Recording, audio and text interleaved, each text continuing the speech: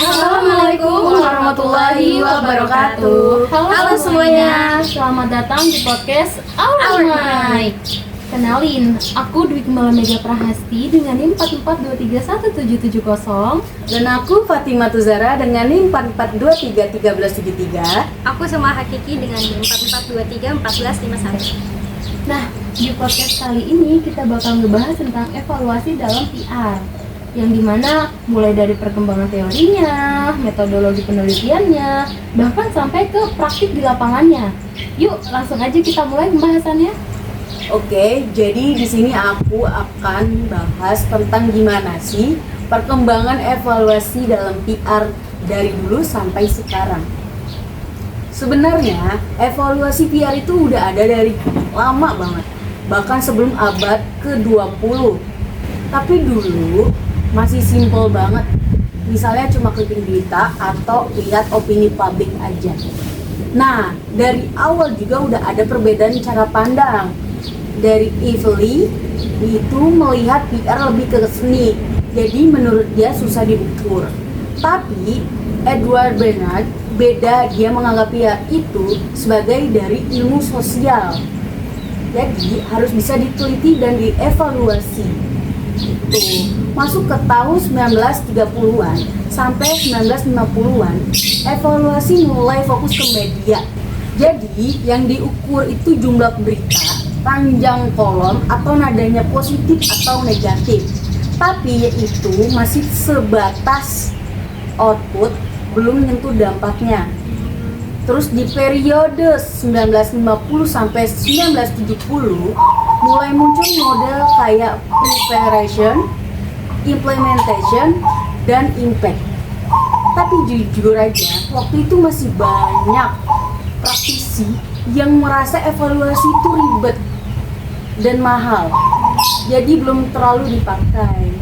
Nah, mulai berkembang pesat itu di tahun 1970 sampai 1990 karena udah banyak penelitian dan evaluasi mulai dianggap penting. Lanjut ke tahun 1990-an, mulai muncul konsep output, outtake, dan outcome.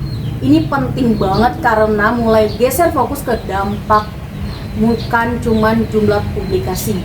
Sampai akhirnya di era 2000-an, apalagi dengan adanya internet dan media sosial, evaluasi PR makin berkembang alias dampak nyata ke publik.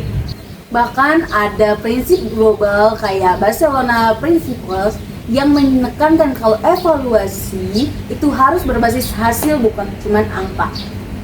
Tapi kenyataannya walaupun teorinya udah maju banget, praktiknya masih sering nggak sejalan. Jadi intinya perkembangan evaluasi PR itu udah jauh, tapi masih ada gap antara teori sama praktik. Nah, kalau dari perkembangan udah sejauh itu, aku jadi penasaran dari sisi penelitiannya sendiri sekuat apa sih? Metodenya udah oke atau belum? Nah, itu poin yang menarik sih. Kalau dari sisi metodologi sebenarnya tuh penelitian PR itu udah cukup berkembang nih. Jadi ada dua pendekatan utama nih, yaitu kuantitatif dan juga kualitatif. Yang dimana kuantitatif itu fokus ke apa? Misalnya kayak pakai survei apa, eksperimen apa, dan bahkan analisis datanya tuh apa. Nah, kalau kualitatif itu lebih kayak ke gimana dan juga kenapa. Kayak misalnya studi kasusnya tuh kayak gimana, atau bahkan analisis mendalamnya tuh kayak gimana. Secara umum, metode yang dipakai itu sebenarnya udah cukup ketat dan juga terstruktur. Tapi masalahnya bukan di metodenya, melainkan di cara pelaporannya. Bahkan, banyak penelitian tuh yang kurang lengkap dalam menjelaskan detailnya. Misalnya, gimana sih cara ngambil sampelnya, terus apakah ada uji coba sebelumnya, atau bahkan reliabilitas datanya tuh gimana. Jadi, penelitian itu tuh akhirnya jadi susah buat diuji ulang atau bahkan direplikasi. Selain itu juga ada masalah generalisasi. Kadang sampelnya kecil, tapi hasilnya setelah digeneralisasi ke populasi yang luas, itu tuh sebenarnya kurang tepat. Di penelitian kualitatif ini juga ada tantangannya, misalnya kurang jelasnya istilah atau bahkan keterbatasan dalam sumber data. Tapi yang penting dari sebagian besar masalah ini tuh bukan karena disengaja, tapi lebih ke kelalaiannya aja. Jadi sebenarnya itu masih bisa diperbaiki. Jadi bisa disimpulin nih, secara teori dan juga metodologi itu tuh udah kuat, tapi dari sisi implementasi dan pelaporannya aja tuh yang masih perlu ditingkatkan. Nah, kalau dari segi teori dan juga metodologi masih ada gap, aku jadi penasaran nih, di bagian praktiknya gimana?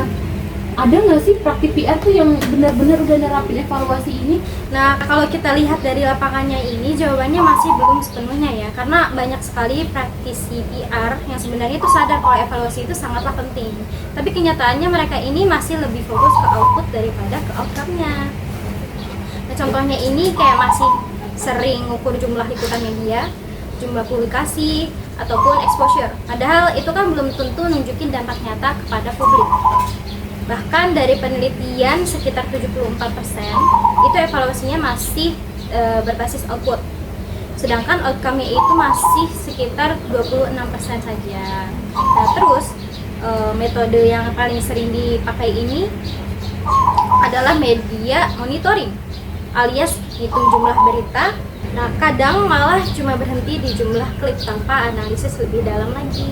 Dan ada beberapa alasan kenapa sih ini bisa terjadi, mulai dari keterbatasan waktu, dari budget, kurang pengetahuan, sampai kepada klien yang menekankan. Kayak tekanan dari klien yang maunya tuh hasilnya lebih simple atau yang mudah dipahami sama mereka. Nah, praktiknya ini masih belum maksimal ya, masuknya ini masih belum maksimal. Bahkan dalam beberapa tahun terakhir ini, perubahan cara evaluasi di kalangan praktisi itu enggak terlalu signifikan. Jadi kesimpulannya itu, evaluasi PR itu masih sebenarnya itu udah maju secara teori dan juga metode, tapi di praktik ini masih ketinggalan sangat jauh. Jadi dari pembahasan kita tadi itu kelihatan banget nih, kalau evaluasi PR ini tuh udah berkembang dari segi konsep, metode, dan bahkan faktor praktiknya. Tapi masih ada gap nih di antara semuanya. Iya, terutama antara teori yang udah maju sama praktik yang masih belum maksimal. Tuh. Makanya kedepannya ini penting banget buat nyelarasin semuanya biar evaluasi PR ini bisa benar-benar menunjukkan dampak yang baik dan positif atau positif. Oke, segitu dulu dari pembahasan kita. Makasih udah dengerin. Sampai jumpa di podcast berikutnya. Bye-bye. Makasih.